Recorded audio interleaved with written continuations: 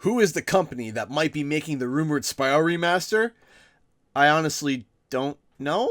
Seriously, is this what you write in the script? How am I supposed to...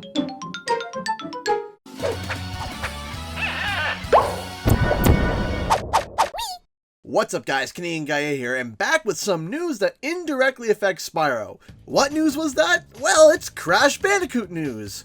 Oh, how is news about Crash Bandicoot mean Spyro news? How many times do I have to repeat myself? If something happens with Crash, something happens with Spyro. This has been repeated throughout history. The two IPs are closely connected, for better and, well, for worse. A UK site that deals with merchandise for Crash Bandicoot had leaked information about Crash. Activision plans to release the highly successful Crash Bandicoot Insane Trilogy for the PC and Switch. The PC version is a bit confusing to me, but the Switch is a great idea. It's a perfect game for it. But remember, this is a rumor. How does this affect Spyro though? Well, there is only speculation, but I'll talk more about that later. The big piece of news is that Activision has plans for Crash Bandicoot for the next 5 years. Which means there will be more and new Crash Bandicoot games coming soon. Over the week, it's been a mix of people cheering, but with the nagging question behind it. What about Spyro? Is it assumed that the company Vicarious Visions that made the Insane Trilogy will be continuing making the next Crash Bandicoot games? It's not confirmed, but it's definitely assumed. People have been upset because they feel that means Spyro is not being made because Vicarious Visions is too busy with Crash Bandicoot, and I myself felt a little bit as well. Does this mean that Spyro is not happening? Has all this hype been for nothing? What about the statue, the secret code, the LinkedIn profile, Numbskull's upcoming merch, Box Lunch's merch, Sean Lane liking Spyro-related tweets, and all the other tiny nuggets in between? Was it all for nothing? And that is when my mind cleared and a question popped into my head. If Vicarious Visions were to not do Spyro, what other company would? Then an idea smashed me square in the face. What if it's Toys for Bob? Don't know who that is? They are the producers of Skylanders. Alright, calm down, comment section. Before you decide to write hate mail to me and unsubscribe, keep in mind that Vicarious Visions, the people behind the Insane Trilogy, helped make a Skylanders game. More on that later. Skylanders was a hit to kids, with units selling like hotcakes. So, Walmart set up displays. Advertisements were made, and we had to deal with the reign of Skylanders for almost a decade. But that reign is likely over. I have a script in the back burner talking about this subject, but I'll show this graph that I made for it. This is a graph showing the number of units sold through all the Skylander games. The first game sold a total of 5.38 million units across all of its systems. That's great. Then the following year, they hit 5.52 million units. Even better. It's about a 2.6% increase. Then the next year, they sold a whopping 6.29 million units. That's a huge 14% increase. But put your seatbelts on, ladies and gentlemen. This is when the ride gets bumpy. The following year, they sold 4.54 million units. Okay, that's a, 27% decrease from the year before, but they can recover. Well, the following year, they sold only 2.72 million units. That's a drop of 40% from the year before. It can't get worse, right? Well, the last Skylander games only sold 1.71 million units. A 37% drop from the year before.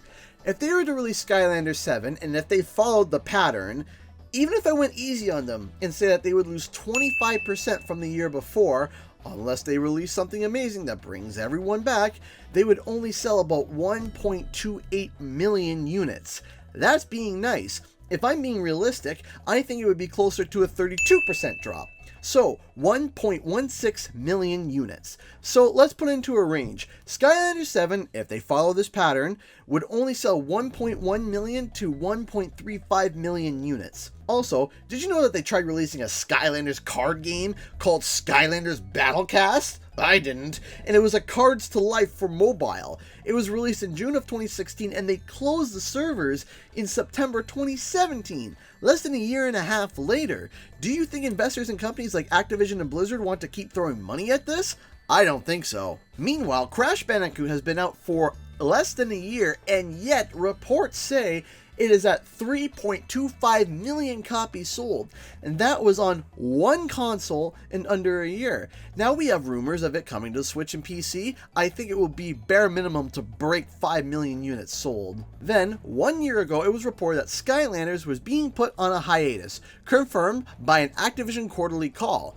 But then, Toys for Bob released a post saying that they were hiring? How?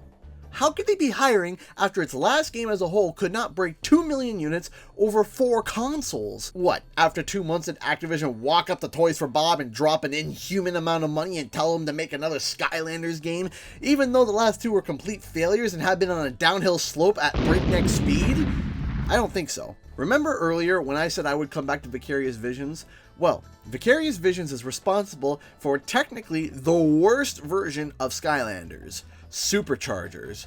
How are they the worst when Imaginators sold less? Because they were responsible for a 40% drop in units sold. Meanwhile, Imaginators was responsible for a 37% drop. So the game company that did amazing with the Crash Remaster made the worst Skylanders game. If Vicarious can make a game like the Insane Trilogy, I would like to give Toys for Bob a chance at least. So when I broadened my horizon and said, okay, what if Toys for Bob is making the remaster?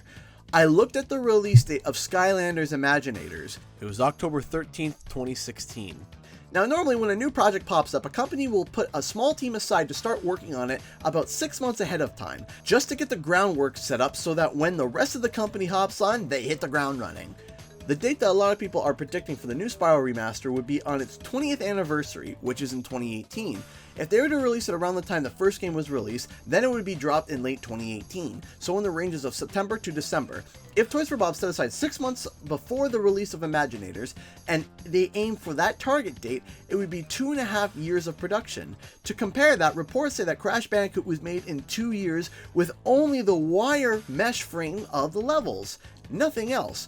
So if Spyro was given the same treatment, it lines up with the amount of time that the game needs to be made. So it very well could be Toys for Bob that makes the Spyro Remaster. We may have been looking at the wrong way the whole time.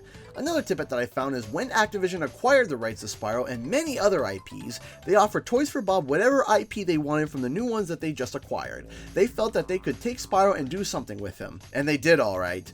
Spyro has not left their hands ever since. So what if simply the IP just stayed with Toys for Bob? Who knows? However, there's another company that could be making the Spyro Remaster. That company is Bluepoint. Bluepoint is a relatively young company, but they are responsible for recreating the Shadow of Colossus Remaster. They also are the ones that made the God of War collection, the Ico Shadow of Colossus collection, and many other PlayStation exclusive remasters and HD collections. A recent report was just announced that apparently Bluepoint has been working on yet another PlayStation classic. What is it? I have no idea.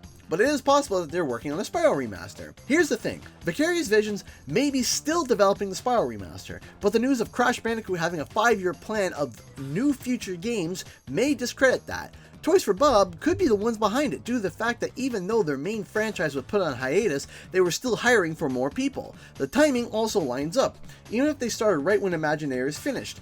Personally, I do not care who makes it. All I care about is about 2 things. Stay as true to the source material as you can and make it good. As long as the company that is making the rumored game does that, I'll be a happy man. Thanks for watching, everyone. I hope you enjoyed the video. Click like, comment, and subscribe for more. Don't forget to follow me on Twitter, Facebook, and please consider donating to my Patreon so I can continue to make videos for you beautiful people. Who do you think is making the remaster? Comment below, and I'll see you guys later. Bye-bye!